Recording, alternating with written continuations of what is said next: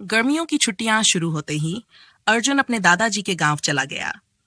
गांव के पास ही एक घना रहस्यमयी जंगल था जिसे लोग जानवरों का राज्य कहते थे।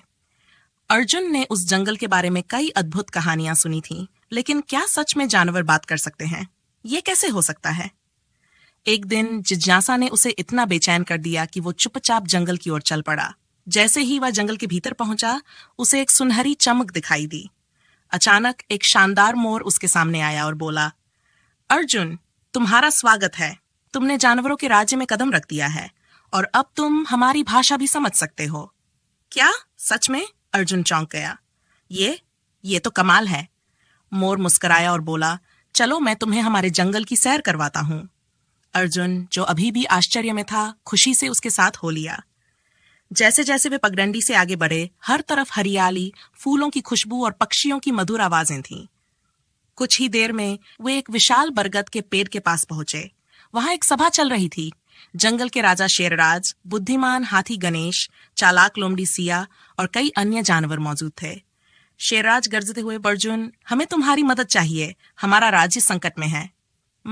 मेरी मदद? अर्जुन थोड़ी घबराहट से बोला, क्या हुआ महाराज? हाथी गणेश ने गहरी आवाज में कहा, जंगल में एक दुष्ट शिकारी आ गया है।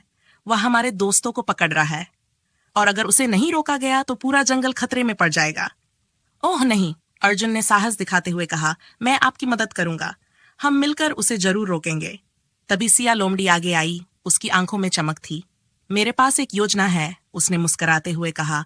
शिकारी हर रात एक ही जगह जाल बिछाता है। अगर हम मिलकर कुछ करें तो उसे मात दे सकते हैं। मोर ने अर्जुन को जंगल के गुप्त रास्ते दिखाए। रात होते ही सब अपनी अपनी जगहों पर तैनात हो गए। अगली रात सन्नाटा था, चांदनी बिखरी हुई थी। तभी शिकारी आया, लेकिन जैसे ही उसने कदम रखा, थप, वो खुद अपने ही जाल में गिर गया। अब भाग्य दिखा शेरराज दहाड़े।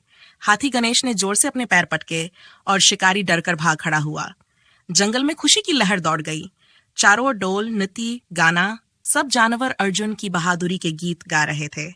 शेरराज ने उसे जंगल का मानद रक्षक घोषित किया और मोर ने उसे एक सुनहरी पंख भेंट की।